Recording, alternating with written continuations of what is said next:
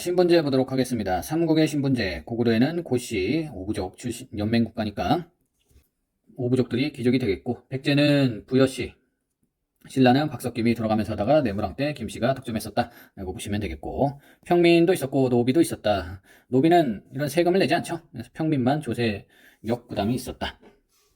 노비는 군대도 안 가고 세금도 안 내고 그냥 뭐 아무런 권리도 없지만 뭘 해야 하는 별 의무도 없는 그런 사람들이라고 보시면 되겠습니다.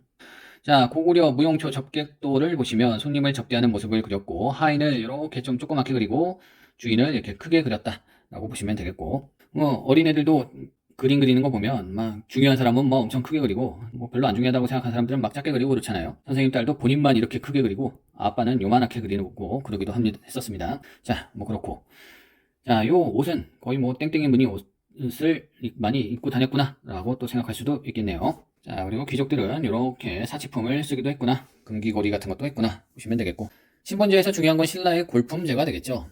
이벌찬, 이찬 뭐 이걸 외울 필요는 없지만 이렇게 해서 5등급까지는 진골들이 올라갈 수 있어요. 성골이 있고, 성스러운 뼈, 성골이 있고, 뼈 중에 진짜 뼈, 진골이 있는데 진골까지만 요 1등급부터 5등급까지 올라갈 수가 있단 말이죠. 그래서 육두품의 한계라는 것은 요 육두품까지 갈 수 있는 게 요게 아무리 잘라도 요 육두품까지밖에 못 갔기 때문에 육두품의 한계고, 입는 옷도 달랐죠. 자비청황, 비청황색 이렇게 달랐고, 백제는 자비청, 고려는 자단 비녹 이런 색깔이었는데, 이런 뭐 어쨌든 참고로 그냥 알고 계시면 되고 외울 필요는 없어요. 그리고 요 등급에 따라서 생활 규제까지 했는데, 말의 개수와 집의 넓이와 그릇의 크기까지 뭐 이렇게 제한을 두고 그랬었다라고 보시면 되겠습니다. 뭐 당연히 불만이 있을 수밖에 없죠. 육두품에 대한 불만으로 신라 사회가 무너지게 된 것이죠. 자, 발해는 지배층이 고구려인이었고 피지배층이 말간인이었다라고 봐주시면 되겠습니다. 고려의 양천제 사회. 고려의 신분은 양인 아니면 천민이었고, 양인에는 뭐 왕족, 뭐 하급관리, 그 다음에 농민 이렇게 되어 있었고, 천민은 그냥 천민이죠. 공산업이가 되어 있었고, 고려의 특이한 점은 요 향소 부곡민이 있었다는 것인데요.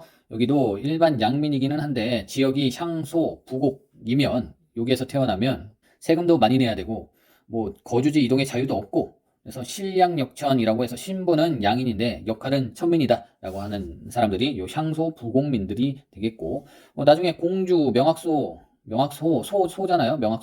소의 난이 일어나면서 요 지역을 그냥 일반 군으로 승격시켜 주기도 하는 그런 사건이 있었습니다. 그러다가 조선시대 때 요 향소부곡이 다 폐지가 되죠. 자, 이런 게 있었고요. 또 개방적인 고려 사회라고 해서 샹리 아들로 중앙 관리가 되기도 했었고, 샹리는 호족들의 그 관직을 이야기하죠. 조선시대 때는 거의 샹리는 그 과거 시험을 거의 볼 수 없었습니다. 그래서 고려시대가 좀 더 개방적이었다라는 그런 내용이 되겠죠. 재산을 모아서 노비를 벗어나는 사람도 있었고, 그걸 샀으면 됐었거든요. 물론 뭐 저희 조선 후기로 가면, 임진왜란 이후로 가면 노비 문서도 많이 불타고 했으니까 공명첩이라든가 이런 것들을 사서 노비의 숫자가 많이 줄기도 했었죠. 재혼녀의 아들로 과거에 합격한 이승장.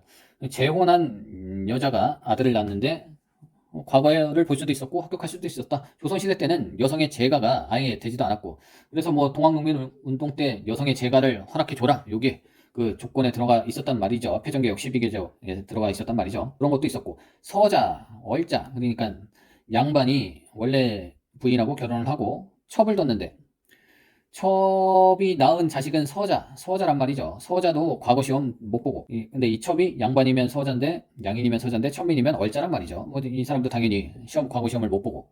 서자는 거의 뭐 좀 트라우마를 갖고 생활할 수밖에 없게끔 만들어 놓은 것도 있었고, 조선시대 때는 또 여성들의 차별도 많이 받지 않습니까? 그러니까 뭐 제사도 여자가 못 지내고, 지금도 뭐 당연히 그런 줄 아는데 고려시대 때는 그러지 않았거든요. 제산도 남자 여자 골고루 나눠받았고, 제사도 돌아가면서 지냈고, 족보에도 다 여자 이름도 올라갔고, 조선시대부터 여성들이 좀 차별을 받았던 것이죠.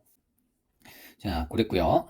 어쨌든 조선시대 때보다 고려시대 때가 더 자유로웠다, 개방적이었다라고 봐주시면 되겠습니다. 자, 조선의 신분 구조 보도록 하겠습니다. 양반 중심의 신분 질서가 있었고요.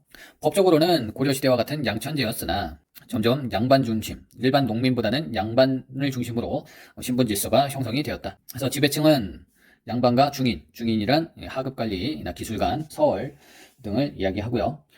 천민층은 상민, 농민수공업자 상인이죠. 그 다음에 천민도 이렇게 있었다. 근데 원래는 여기까지는 자유민족이 양천제에 입각하면 양인이 되는 것이고 실질적으로는 피지배 계층이었다라고 봐주시면 되겠고요. 그냥 뭐 이랬다라고 생각해 주시면 되는 겁니다. 뭐 이거 다 안 해오셔도 돼요. 이런 분위기였다라고 봐주시면 되겠고, 시험 문제에 자주 나오는 거는 이 고려 여성들의 삶이 가끔 출제가 됩니다. 여성이 고려시대 때는 뭐 차별받지 않았었다, 뭐 이런 식으로 문제가 출제되고요. 자, 신분별 생활 모습이라고 해서 요 김홍도의 작품, 김홍도는 조선 후기 화가가 되겠죠. 나중에 문화할 때 잘 봐두시면 되겠습니다. 자, 이런 모습으로 살았었구나, 그림을 통해서 우리가 알 수가 있겠습니다. 자, 조선 후기의 신분제 동요, 아까 이야기했듯이 조선 후기 때는 양반의 숫자가 엄청 많아졌죠. 양반이 원래 요만큼이었는데 26% 정도였는데 완전히 역전돼서 65.5%까지, 정확한 수치는 아니겠지만 늘어났다. 어쨌든 굉장히 많은 수가 양반이 되었다라고 봐주시면 되겠습니다. 그리고 양반이어도 경제적으로 몰락한 양반을 잔반이라고 불렀구나. 샹촌에서 양반 행세를 하던 사람이 샹반이구나. 권세가 있는 것은 권반이구나 라고 봐주시면 되겠고, 노비들도 납속, 도망,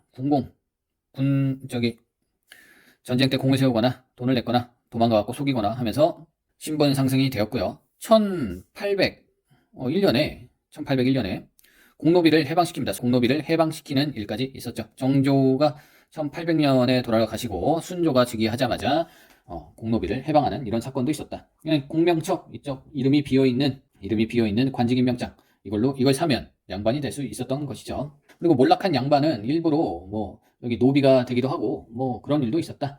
그만큼 좀 힘든 양반들이 많았다라고 봐주시면 되겠습니다.